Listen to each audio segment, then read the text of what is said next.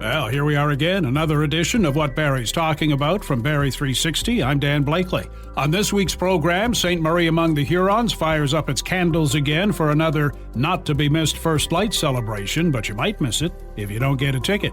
It's National Addictions Awareness Week. None of us immune. We get tips on how to pull yourself or a family member or a friend out of it. Have you caught World Cup fever? The Simcoe County Rovers have and want to help you catch it too. And for some, Christmas this year will come in a shoebox. But first, may be the most dreaded letters this fall. RSV. It's filling hospitals, sending parents of young kids scrambling for a remedy. What is it? Who's at risk? Barrie 360's Ian MacLennan sat down with RVH pediatrician Leah Bartlett to find out. RSV is a virus. It stands for Respiratory syncytial virus. This virus has been around for many, many years, and it typically is a virus that tends to, it can infect everybody, to be very clear. RSV can cause cold symptoms in most of the population. However, we're particularly worried about RSV in young children and infants, and those would be kids generally under the age of 2. In these children in particular, the anatomy of small children, they have very tiny airways, and RSV tends to be a virus that causes lots of mucus and secretions. So when you consider if you have very tiny airways, those can get easily plugged with secretions and can cause problems with kids with their breathing, with their feeding, and with coughing. So those are the particular symptoms that we worry about in younger children. Can it generally be treated, with over-the-counter medication, or what should parents, be aware of, and in terms of treatment for this illness? There currently is really no medications specifically that help with RSV, unfortunately.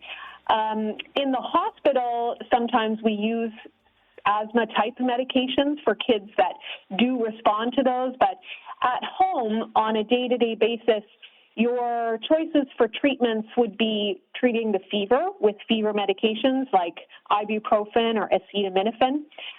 For secretion management, we could consider things like saline. So that's just a salt water. It can be picked up at the local pharmacy, and you can use a little bit of salt water in each nostril, especially for young babies and infants, and that helps to just loosen up the secretions in their nose. And the other option would be something like a bulb suction or some sort of a suction device that would help to suction out the mucus from the nose. And then, of course, supportive treatments like using humidifier in the air at home or in the bedroom. That can help kind of make the mist and in the environment a little bit looser for clearing secretions and making sure that kids are comfortable. Those are the supportive measures that families would generally use in the home. Why are we seeing this explosive growth in RSV? We know about the situation in children's hospitals in Ottawa, Toronto, elsewhere. Some people are saying, well, this might have to be because everybody was masked up for 2 years and these young children weren't exposed to the viruses. Why the explosive growth? Yeah, I think you've hit the nail right on the head, Ian. I think the assumption is at this point that RSV is, becoming so virulent this year just because our young kids that are, under the age of 3, they really haven't had exposure to these germs in the last few years. And so when our body isn't exposed to germs and proteins and viruses, it doesn't have the immune knowledge to be able to fight new viruses. So we're more susceptible. Our bodies are just more susceptible to virus and to illness this year. And interestingly enough, we're seeing RSV earlier. And so even in the months of July and August, we saw early evidence of RSV. I think the other thing to consider is that it's not just RSV that we're seeing, but also influenza. So influenza A and B both have been very prevalent in our community very early on. And so those two viruses in particular, they can cause lots of severe disease, not only in young children, but also older kids and adults too, to be honest. Well, you're on the front line, and with your colleagues, what are you seeing in your office, or what are you seeing at RVH in terms of the number of young people that might be brought in to the hospital, and are some being admitted? We certainly are seeing pediatric surge in our local hospital at RVH. we are seeing, and the capacity of our pediatric patients has exploded. So we're often at around 125 to 130% capacity on a daily basis. So that's up to, 10 patients we would see or have admitted in our pediatric floor. And in terms of severity, we're seeing actually increased severity in this patient population. So those kids that maybe would have just gotten away with, cold or flu symptoms may now be requiring oxygen or hospitalization for dehydration and for breathing symptoms. So we're definitely seeing escalation in terms of severity, also in terms of volume of patients. The going around in circles, masks on, masks off, and now the recommendation from from Ontario's top doctor to mask up in most places. Do you see an end to this in terms of, we're wearing our masks, we're protecting ourselves, but then we may also be impacting, young children down the road when the masks come off? Is there, where's the win-win in this? That's a hard one, Ian. I think we all just need to remember that we got to stay strong and get through this. I think some things that we can remember to do. One is, in terms of prevention, get our flu shots. Even for kids as young as 6 months can get flu to prevent hospitalization against flu. Make sure that we're washing our hands, that we're washing surfaces, because RSV especially can stay on surfaces, and that's often how it's transferred. Staying home, so thinking about kids who are sick, making sure that they're staying home from school when they're ill, and then masking when you're in public places. And hopefully we'll all get through this. Good advice from Leah Bartlett, Chief Medical Director of Pediatrics at RVH.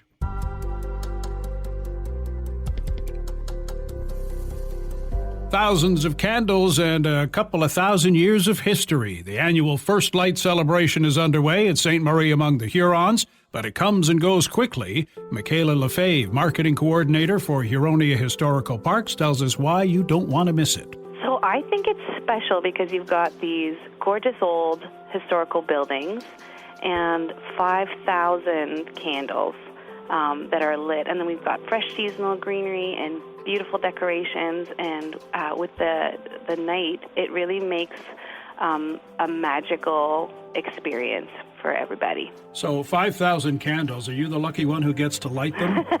I do contribute to the lighting of the candles. We're actually a small but mighty team of, I think, about a dozen people, and it takes us 2 hours to light the candles every night. So we've got a sort of a bucket of barbecue lighters, and we head out there and start at 2 p.m., and we're done at about 4:30 when our guests are lining up out the door. And hope there's no wind in the meantime. Exactly, or too much snow, for sure. It's just an amazing experience from the minute you get there and you see all these candles to all of the other things that are on site. This year, as we're back to sort of our regularly scheduled First Light programming, so all of the favorite elements of the event that people love. We've got tons of great live musicians, including a harp in the church, hand drumming in the longhouse, and fiddle music in the museum, and more. And then we've got great historical demonstrations like musket and mortar firing. We have an outdoor blacksmith. Birds of Prey are going to be here on Saturday from the Y Marsh. There are activities for kids like seasonal card writing with quills, and we've got storytelling legends in the longhouse and marshmallow roasting on the patio.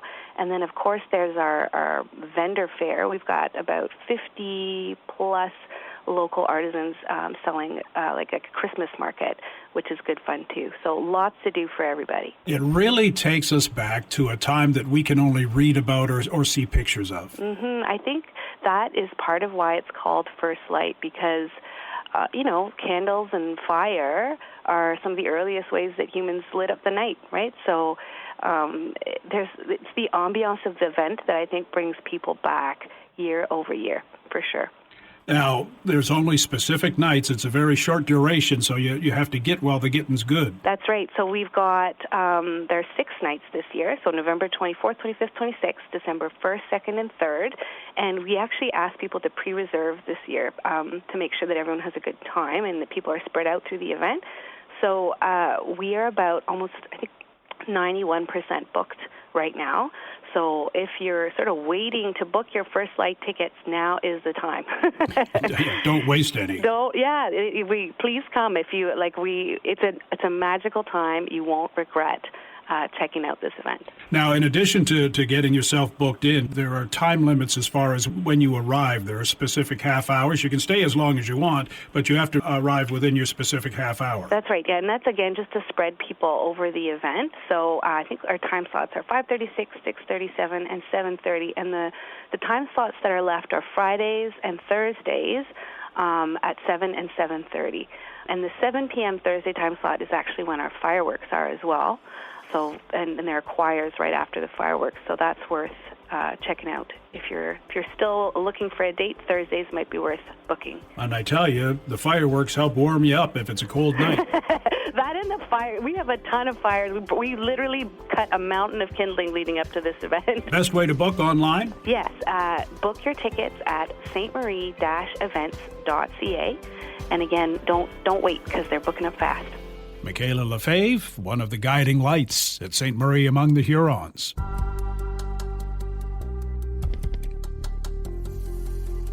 What Barrie's talking about is a weekly podcast featuring the best Barrie has to offer and more. If you're a first-timer, you have some catching up to do. We've talked about Sasquatches in Simcoe County, met local entertainers, introduced a new take on ping pong invented by a Barrie family, and so much more. You can go back and get caught up and make it easy to connect in the future by subscribing to What Barrie's Talking About through any podcast distributor. Still to come on What Barrie's Talking About, the Simcoe County Rovers Soccer Club is pumped up about Canada's involvement in the World Cup and wants you to get pumped up too. Battling addiction, whether it's you or someone you know, we find the help that's needed, and we get an update on the Shoebox Project, a Christmas campaign to help women and children in crisis. Now this. It's for the smiles on their face. No way! It's for the excitement in their eyes. This is gonna be the best Christmas ever! It's about creating memories they'll never forget. When you support the Rock 95 Cool FM Toy Drive, you're giving kids in our community the Christmas they deserve. Until December 19th, drop off a new unwrapped toy at participating Canadian Tire stores in Simcoe County, Toys R Us stores in Barrie, or donate online at 1075coolfm.com. With your generous donation, thousands of children in Simcoe County will feel the love on Christmas morning. Learn more at 1075coolfm.com. Please, help give a kid a Christmas. This is What Barrie's Talking About from Barrie 360. I'm Dan Blakely.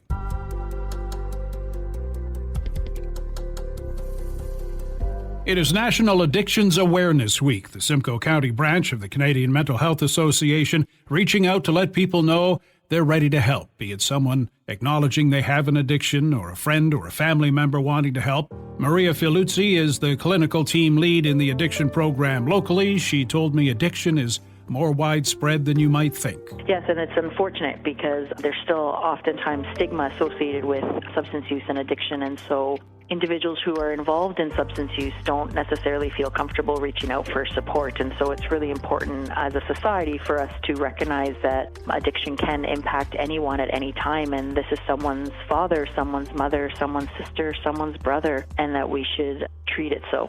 We often think about young people when it comes to addictions and drug addictions, but it goes much deeper than that, doesn't it? Absolutely, absolutely. And oftentimes, in my experience with working with youth for so long, oftentimes it can start as experimenting or peer influence and heading to parties and whatnot. And unfortunately, depending on the coping strategies that individuals have in their, I like to call it a toolbox, sometimes it can spiral for them. And so, again, not recognizing that it can absolutely be completely experimental, and for some people it can develop into something more and something much more complicated. It's peer pressure, I guess, that leads some people down this road, and I'm gathering it might be peer pressure that helps them come out the other end. It can, and so oftentimes we talk about it in counseling and in therapy around making sure that there are supports in place. And so whether that's through professional supports or through peer supports or family supports, and I think the important piece is recognizing that some people have access to those supports, and unfortunately others may not have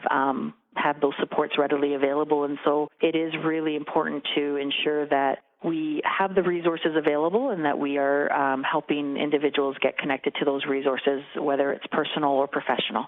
Difficult for the person who is addicted sometimes to recognize that they are addicted or accept that they are and reach out for help. What are some of the signs friends and relatives should be looking for? And that's just it, is oftentimes the individual may not recognize that they have issues with their substance use, and we get lots of family members who call and access services because they are concerned for their family member or significant other. And so some of the signs that they start to realize are problematic in their opinion is that they may see some isolation, they may see some changes in behaviors. It could be that, again, I'll use an example is, they're doing really well in school, and then all of a sudden, they start to get involved with some substances and their school starts to get impacted, and that could be, again, a concern for a family member. And so that might be the spark that gets that conversation going. And so one of the important things that I always say to family members and significant others is to try to have an open and supportive conversation around your concerns and what that looks like for you as a significant other witnessing your loved one going through something such as an addiction. It must be a difficult thing for somebody to broach with somebody that they're concerned about. Yeah, absolutely. And so there are times where some families and some support systems have wonderful communication skills and are able to do it on their own. And then there are times when that's not the case. And so, again, reaching out to professionals who can help gauge what kinds of conversations, what kind of topics can be discussed is absolutely, again, recognizing that you as a significant other might need support as well, especially if the individual isn't necessarily at the place where they're ready to make changes. And that's the piece, right, is oftentimes as supports, we want there to be abstinence and we want there to be no substance use and no problem gambling or process dependency. And unfortunately for the individual, that's not always the case. So coming from a harm reduction philosophy is recognizing that they could moderate their use, they could make their changes. And as long as they're willing and open to having those conversations, that's a positive step in the right direction. For those who don't have that nice, easy relationship where they can talk among family members, they're going to need some extra help. Can they contact you at the Canadian Mental Health Association? Absolutely. We have various programs within our addiction program that they would be eligible for. And so as long as they're open and willing to access support, we are open and willing to offer those supports to the individual. It is all self-referral, so the individual does need to contact our agency directly. An intake will be completed, and then, like I said, they will explore supports at the time of intake, and whichever program best fits their needs would be the program that they would access at that time. And for the individual involved, if they recognize and they've got nowhere else to turn, they don't know what to do, you do have a crisis line that they can call. Yeah, so we also have a 24/7 crisis line that they absolutely can access. So if they're in the community and they're needing some additional support, then absolutely they can access our crisis line and hopefully get the support that they need in that very moment. How is it in terms of programs and funding and other such things for you? I know everybody is inundated these days. Are you having trouble keeping up with demand? Yeah, and so I think, and I don't necessarily like to say this, but COVID introduced us to a world of virtual services that perhaps prior to COVID we weren't necessarily utilizing as well as we could have been. And so what's come out of this situation is that we are able to now provide a hybrid model of services. And so what that entails is we have both face-to-face supports, we have group supports, and we have virtual and phone supports as well. And so that allows clients in whatever capacity that they're at to be able to access services that best suits their needs.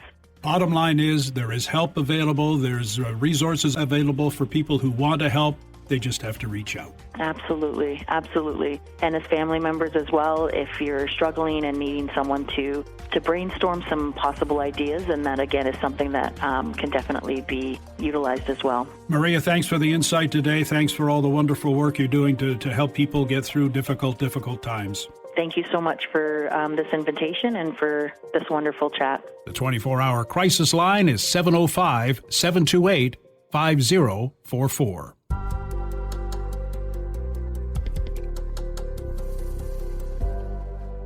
The World Cup of Soccer is underway, Canada making only its second appearance, which has many people buzzing, not the least of whom are the people with a vested interest in the Simcoe County Rovers Soccer Club who want to make sure you're as excited as they are. Head coach Jason Beckford is with Barrie 360's Will Conkin. So I hear there is a viewing party for Canada's game against Croatia on Sunday. Tell us a little bit more about that. Yeah, well, I think it's an opportunity for our fans to come out and and see, watch the game and get behind Canada, but also as well just to talk to some of the Simcoe Rovers staff as well, coaching staff and management team. So it's an opportunity for us to get links with the community again, which I think is really important to the club.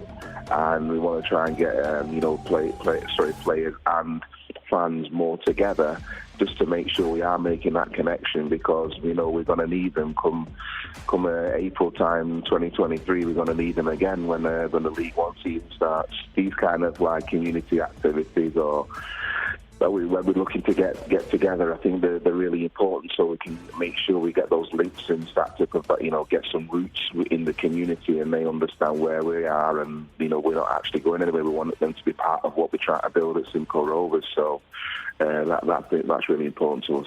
What has this meant for soccer in the Barrie area to see the men's team in the World Cup? That just must give a big spark to see these young kids seeing our countrymen make it to this top level.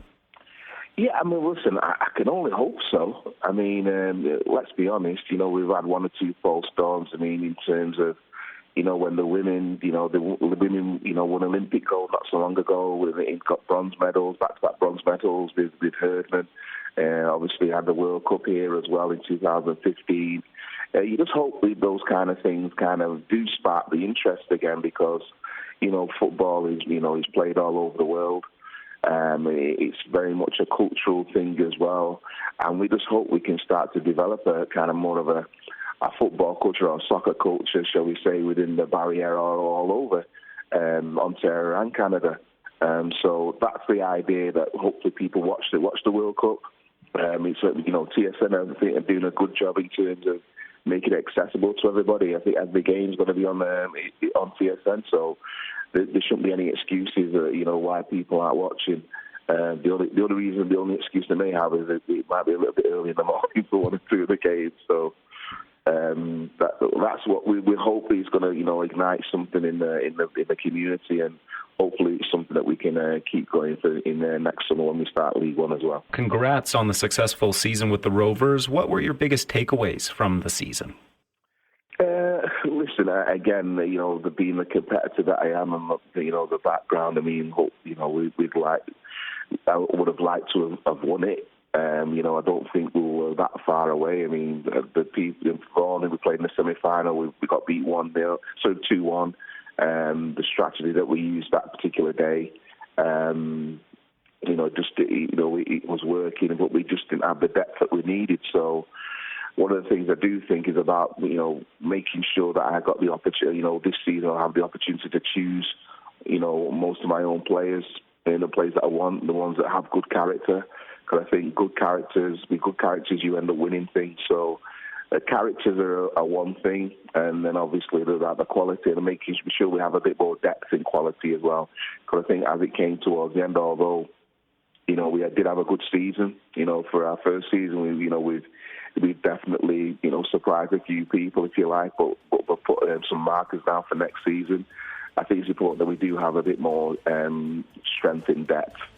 Not only in terms of quality, but in numbers as well. So that was the one thing I would say that in the end we kind of just ran out of. We just didn't have the bodies. We didn't have the bodies of quality and the numbers as well. In the end, that may have helped us get over the line. So that's one of the things. One of the main things I take away. Your English squad has already come out hot. If somehow Canada and England faced off, who'd you cheer for? England. Is that even a question, right? We're close, mate. The viewing party for Canada's game this Sunday, November 27th, is at the Canadian Brew House at Park Place. Arrive at 10:30. The match starts at 11. That time of year, many efforts underway to help people who need it for whatever reason. Local realtor Shannon Murray, one of those elves lending a hand, not with a stocking, but with a shoebox. Well, yes and no, but ours is specifically for women and girls, yes, which is what I love about this one. And, it's so easy. So many people are asking for money, and, and if you want to do that, great, absolutely. But this is something that's fun for schools, for the whole family, for corporation, for friends, getting together, throwing stuff together in a shoebox, and donating it to women and girls who are homeless or at risk. And there is a huge need for this because I saw a social media post of you going through Home Depot and I think you cleaned them out of those plastic shoe boxes. I totally did, right? There were 290 shoe boxes that we were in desperate need of. And, it was a lot of fun. But, in all seriousness, definitely over the last couple of years, we see an increase on everything, whether it's costs of everything going up, challenges in people's lives, addictions, mental health, so many different things, just on the cusp of homelessness. And we're just trying to do something special for the women and girls just to remind them that they're empowered and they're special and they're not forgotten during the holidays. You started this a few years ago and it keeps growing. I hate to have to say that. Yes, it's kind of serendipitous in a way. And I have, for transparency, I didn't start it. This is actually a global charity. We are throughout Canada, U.S., and the UK. And I'm fortunate enough that I'm on 9 years now, and I brought it here to Simcoe County. So I've kind of also been within the infancy of it. But I saw that there was that need because I've always been affiliated with women and girls causes here locally.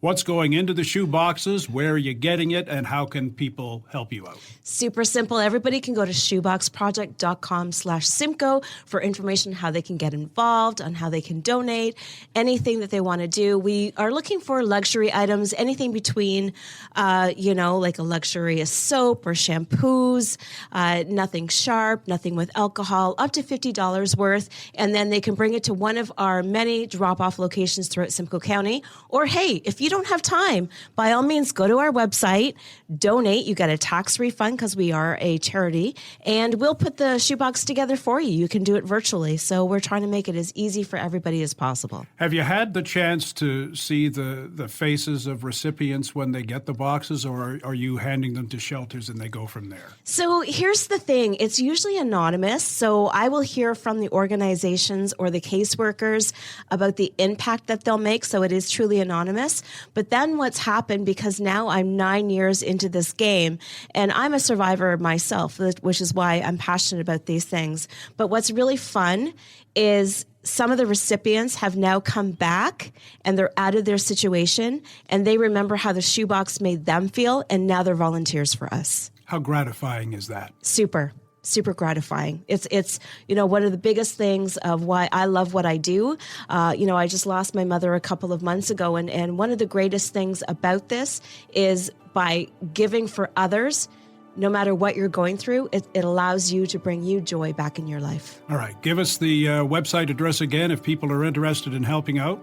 Yes, you can go to shoeboxproject.com/Simcoe, and that will go to us locally throughout Simcoe County. Of course, again, we are Canada-wide, but shoeboxproject.com/Simcoe. Shannon, thanks so much for everything you do. Thank you for your support, as always. And that's our program for this week. Thanks to Will and Ian for their contributions and to Matt Ladder for his technical expertise. If you like what you've heard, please subscribe to What Barrie's Talking About. Rate it, review it. You can also keep up with What Barrie's Talking About on Facebook and Twitter at Barrie360 and on our website, Barrie360.com. I'm Dan Blakely. Hope you'll join us again next week.